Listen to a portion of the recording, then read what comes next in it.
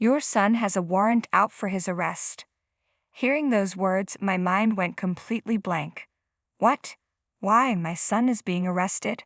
What does this even mean? Questions began swirling in my head, one after another, but none stayed long enough to grasp. I stood frozen in the doorway, speechless, my mouth opening and closing like a fish out of water. The police officer stepped forward, clearly intending to prevent me from shutting the door. Overwhelmed by the presence of the three large men, I instinctively tried to close the door quickly, anxiety surging through me. Your son is here, isn't he? May we come in and talk for a bit? One of the officers asked. Just a moment, please, I stammered, desperately trying to stop them from entering. I braced against the officer's chest, using every ounce of strength in my legs to hold my ground. I'm sorry, I really don't understand what's happening. Could you please explain what's going on? I pleaded, my voice tinged with panic. The officer holding the warrant folded it up and sighed deeply before responding. It seems he ran away with some cash. The suspect was seen heading towards this house. Someone got a good look at his face, so denying it won't be easy, he said, a faintly triumphant look crossing his face. Theft, my son. While I felt my mind going blank, I forced myself to listen to the officer's words. Despite the color draining from my face, I firmly replied, my child would never do something like that. It's absolutely impossible. The officer, clearly tired, gave a dismissive reply, but I was certain. My son wouldn't do such a thing. After all, I was a 50-year-old housewife, living a peaceful life with my husband and son in the house we had built with years of savings. We all got along well, leading a happy life, right in the middle of bliss. But lately I had been feeling worn out. Things hadn't been going smoothly, and when I was alone, worries constantly plagued my mind. I need to get this done too, I would say aloud, busy without even realizing it. Well, maybe it's okay to leave it for later, I muttered to myself one day as I turned on the TV in the living room, trying to escape reality. It's better to take a break sometimes, I told myself, feeling physically exhausted. But even as I watched the daytime drama, the story didn't sink in, and my thoughts remained cloudy. Suddenly, my gaze drifted to the numerous certificates and trophies on the shelf, awards my son Oliver had received for his achievements in soccer. He was truly a son to be proud of. As these thoughts floated through my mind, the doorbell rang. Who could it be? Yes, I muttered, turning down the TV and getting up from the sofa. Maybe it was something from my mother-in-law. Sometimes she sent vegetables to our house without prior notice, saying she found detailed communication bothersome. Or perhaps it was the online order I had placed recently. My son had been using online shopping more frequently, and my husband had also gotten into it. So that was a possibility. Thinking these mundane thoughts, I went to the door without a second thought. If only I had checked the intercom camera, I might have been prepared for what awaited me. But unfortunately, I opened the door without a shred of suspicion. Yes, I'll open it right away, I said. But the moment the door swung open, I was shocked by the sight before me. Hello, is this the residence of the Smith family? Yes, it is, but you're police officers, aren't you? What can I do for you? I asked, my voice quivering. There stood 3 officers, just like the ones I often saw on the dramas I watched casually. I was completely taken aback. Seeing police officers, even when I hadn't done anything wrong, made me nervous and tense, as if I had unknowingly caused some trouble somewhere. I gripped the doorknob tightly, my knuckles white, as one of the officers handed me a piece of paper. I couldn't make out what the officer was holding at first, so I squinted, trying to see it more clearly. Then in a cold voice he spoke, "There's a warrant out for your son's arrest." Those words hit me like a ton of bricks. My mind went completely blank. What? Why? My son is going to be arrested. What does this mean? Has he done something wrong? Questions surged and vanished in my mind as I stood frozen in the doorway, speechless. The officers stepped forward, clearly not intending to let me close the door. Overwhelmed by the presence of the 3 imposing men, I felt a wave of anxiety wash over me. I tried to close the door quickly, but the officers wouldn't allow it. They pressed their feet against the door, keeping it open. Fear gripped me. "Your son is here, isn't he? May we come in and talk for a bit? If you're not hiding anything, you wouldn't mind letting us in, right?" one of the officers asked, his tone implying suspicion. "Please wait a moment," I stammered, desperately trying to stop them from entering. I pushed against their chests, bracing my feet to keep them out. "Excuse me, I really don't understand what this is all about. Could you please explain what's going on?" I appealed, genuinely confused and frightened. "A warrant. For what exactly?" The officer holding the warrant folded it with a sigh. "Mom, there have been a series of thefts in this area recently. According to witnesses, the suspect looks a lot like your son." "What? The suspect looks like him?" I repeated, stunned. The officer continued, his voice tinged with triumph. "It seems he took off with cash and ran toward this house. People have seen his face clearly, so denying it will be difficult." "Theft? My son? No way." As my mind began to spin, I somehow managed to keep listening to the officer in front of me. He then pulled out another document, unfolded it, and started talking about something that seemed related to its contents. "It appears your son is involved in several theft cases. The total amount of the damage is around $500,000. However, considering his youth, the victims are willing to settle," he said. $500,000? No way, I whispered, shaking my head in disbelief. "My child couldn't have done such a thing. It's absolutely impossible," I exclaimed in shock, but the officer, looking weary, replied, "I understand how you feel. Every parent says the same thing, thinking their child couldn't possibly be involved in theft. However, we need you to prepare the $500,000, and we'll discuss this further with your son." Staring at the officer's face, I reached for the front door, my mind racing. "Could you please wait outside for a moment?" I asked.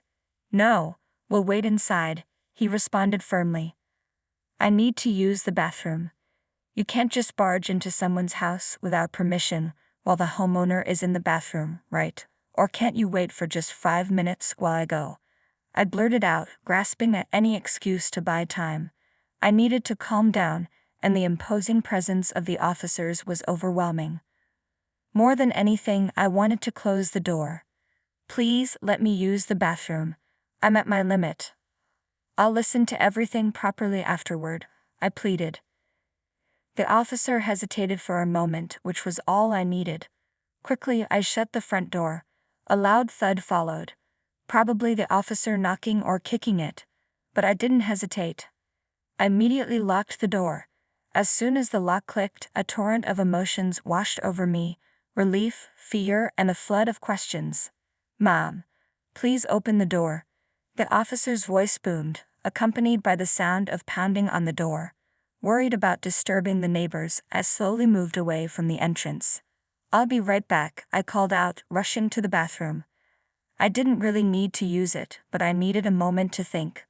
Calm down," I muttered to myself, trying desperately to steady my nerves. Gradually, my thoughts began to organize themselves. As I sat on the toilet, my hands trembling as I grabbed some toilet paper, I reassured myself that it was impossible for Oliver to be involved in a crime. It had to be a misunderstanding. Determined, I decided I would face the officers with confidence. After all, I had nothing to hide. About 5 minutes later, after taking a deep breath, I resolved to return to the front door, unlocked it, and faced the officers again. "Excuse me, ma'am," the officer called out loudly, but I kept reminding myself to stay calm, no matter what. "Your son hasn't tried to escape in the meantime, has he? Please allow us to search the house," the officer insisted. "He hasn't done anything like that. I'll say it again. My son hasn't committed any theft." "It's impossible," I responded, my voice firm. "Even if you say that, we can't just take your word for it. There are witness testimonies and camera footage. If you cover for your son, You could also be implicated, the officer warned. Camera, you didn't mention that before. I snapped, my suspicion growing. We mentioned it because it seems you won't admit it. There is evidence, the officer replied. Earlier, you said he resembled the suspect, but now you're asserting it's my son. Your story keeps changing, doesn't it? I questioned, feeling increasingly uneasy. Look, ma'am, I understand it's hard to accept, the officer continued, relentlessly pressing on and ignoring my questions. His words lacked consistency and something felt off. The information kept shifting, and it didn't add up. Upon closer inspection, even the police uniforms looked like costumes from a drama. I stared intently at the face of the youngest-looking officer, who quickly averted his gaze when he noticed my scrutiny. Clearly suspicious. Enough is enough. We're coming in, the oldest and largest officer declared, pushing past me. Wait, you can't just barge in like that. I protested, trying to block the way, but he shoved me aside effortlessly. I stumbled, falling onto the floor as the officers pushed further into the house. Stop. Don't come in, I shouted, scrambling to my feet to follow them. Don't touch anything. Despite my desperate cries, the officers ignored me, rifling through drawers in the kitchen and living room. Rummaged through everything from one end of the room to the other, leaving a trail of chaos. My stomach churned with anxiety. Stop it, I'm telling you. Hey. I rushed to an officer who was opening a drawer containing mine and my husband's wedding rings and slammed it shut with a loud bang that echoed through the room. There's nothing here. You can't just enter someone's home and go through their drawers. I glared at one of the officers, trembling with anger. It was the younger officer who had averted his gaze earlier. He nodded slightly at me before heading to another room. Eventually, the three officers zeroed in on Oliver's room, clearly identified by the nameplate on the door. Without hesitation, they entered. My son is sleeping in there. Don't go in, I shouted with all my might, but my plea was ignored as the door swung open. We just want to talk, one of the officers called out loudly as they entered, but they suddenly fell silent, all three of them staring toward the bed at the back of the room. Hello. I've heard the conversation. I'm Oliver. My son said, slowly bowing his head toward the officers from his bed. Spreading his arms and smiling, he continued, as you can see, I'm in this condition right now, so there's no way I could commit theft. The officers, momentarily speechless, just stared at him. Oliver was lying in a nursing bed equipped with a pressure sore prevention mattress. Beside the bed stood a wheelchair, and nearby, stacks of towels and a call button were within easy reach. My son was bedridden. I'm sorry, it seems we've made a mistake, said one officer, who had previously spoken in an almost threatening tone, but now wore a rueful smile. Oliver returned the smile slightly. That's right, I'm relieved. I can't move my lower body, so it's impossible for me to steal and run away, he explained, pointing at the wheelchair. I can't even get into that without help. I can't go outside by myself. I see. That was the case. We apologize for our mistake. We'll take our leave now, the officers said awkwardly, nodding their heads as they prepared to leave. Filled with anger, I clenched my fists, wanting to say something. But one officer lingered, approaching Oliver. Hey, he said quietly. What's up? My son replied. What happened to you? Your body? The officer asked, his voice tinged with concern. Steve. Is that you? Oliver looked up at the officer, recognition and joy lighting up his eyes. I approached the youngest officer, suddenly realizing it was Steve, Oliver's childhood friend. Steve? I exclaimed in surprise, covering my mouth with my hand. Steve had been one of Oliver's closest friends since they were kids, sharing a deep passion for soccer. They played together nearly every day from elementary school onward, and had planned to join the middle school soccer club together. But then Steve had to move away suddenly due to his parents' work, and they lost touch. I remember watching you excel at soccer, thinking you'd go pro after college. I even saw you in magazines. But what happened? I asked, unable to hide my shock. Steve, looking visibly shaken, glanced down as Oliver lifted the blanket to reveal his legs, which were motionless. I had an accident a month ago, Oliver said with a sad smile. Now, my lower body doesn't move at all. Seeing the pained expression on Steve's face, Oliver quickly pulled the blanket back over his legs and turned a more genuine smile toward him. But hey, it's really been a long time, hasn't it? You became a police officer, but don't you play soccer anymore?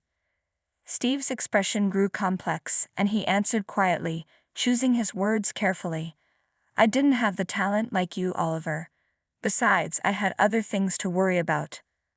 I recalled Steve's difficult family situation. His father, who didn't have a steady job, went out drinking every night. The move wasn't just about his parents' work but also his father's debts. As Steve spoke, his head hung low.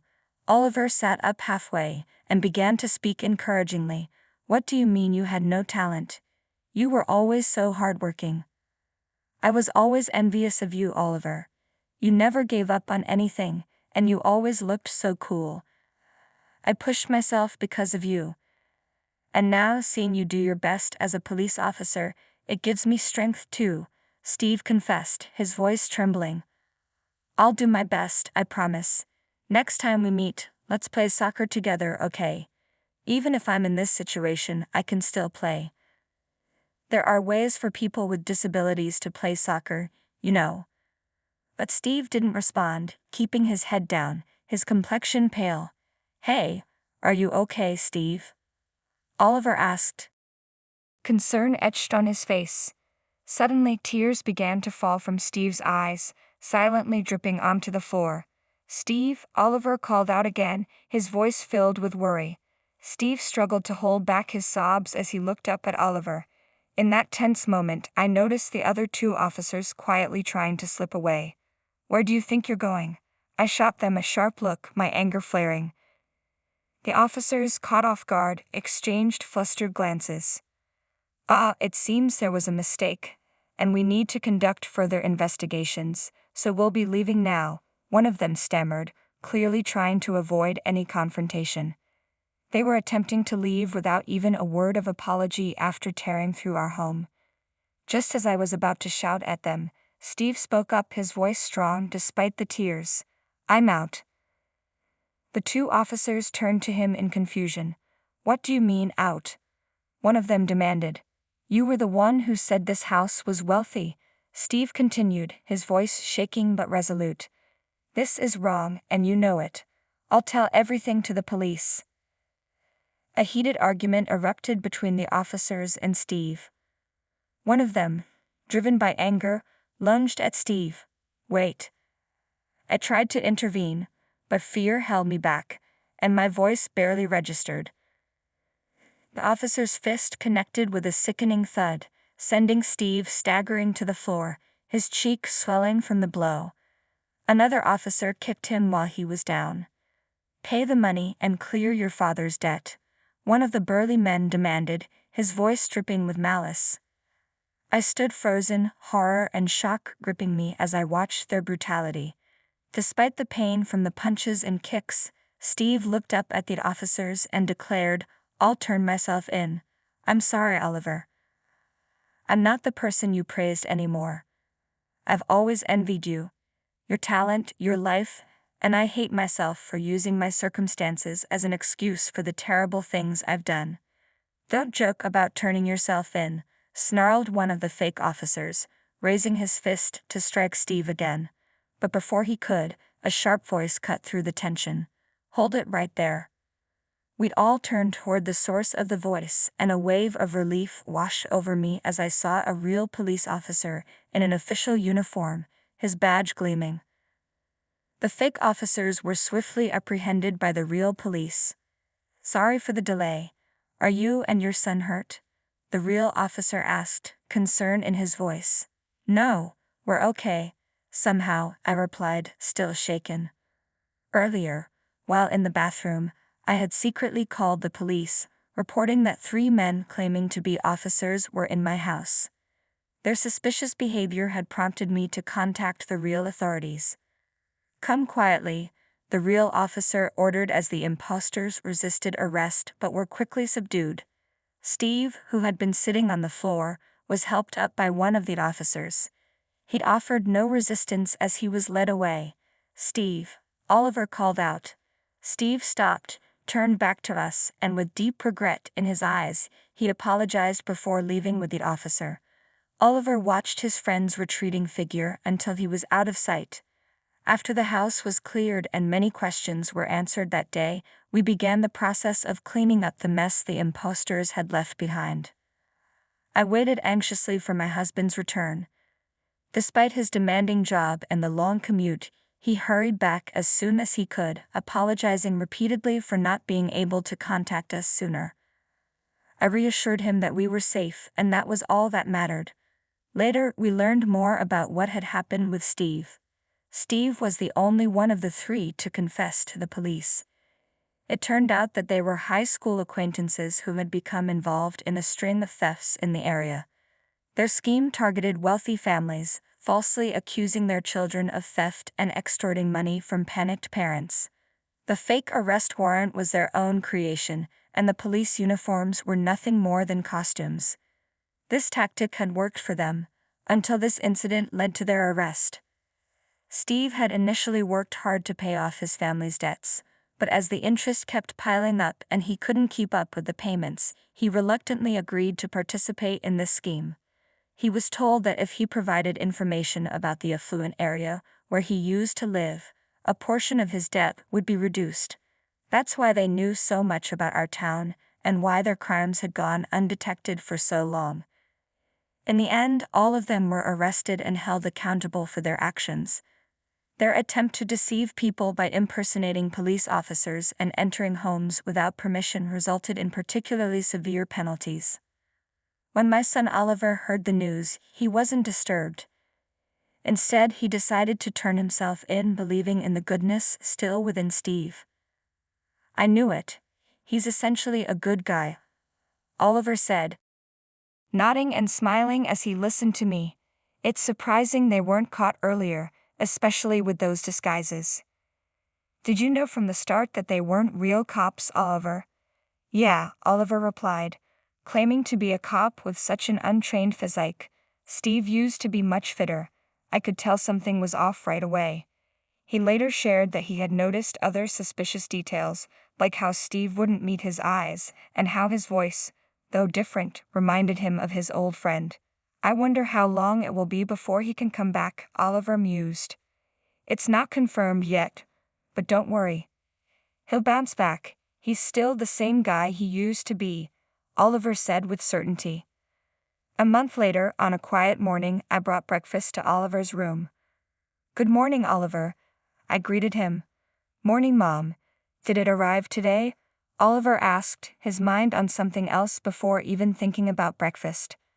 I nodded and handed him a simple envelope. "You're more concerned about Steve than breakfast, huh?" I teased gently. "Yes," Oliver admitted, carefully opening the letter from Steve. "What does Steve say?" "He wants to play soccer together. He's been staying active over there," Oliver shared, a smile spreading across his face as he read the letter. Seeing him so happy, I couldn't help but smile too. Beside Oliver was a new type of wheelchair designed specifically for playing soccer. After everything that had happened, Oliver had decided to start training in power chair soccer. His determination was extraordinary. He immediately set his sights on playing soccer with Steve again. Watching him, I made up my mind. Even if there were hardships ahead and things didn't always go smoothly, I would live my life to the fullest, inspired by my always smiling son who faced his challenges with such a positive attitude. Today, I felt like I could accomplish anything I set my mind to.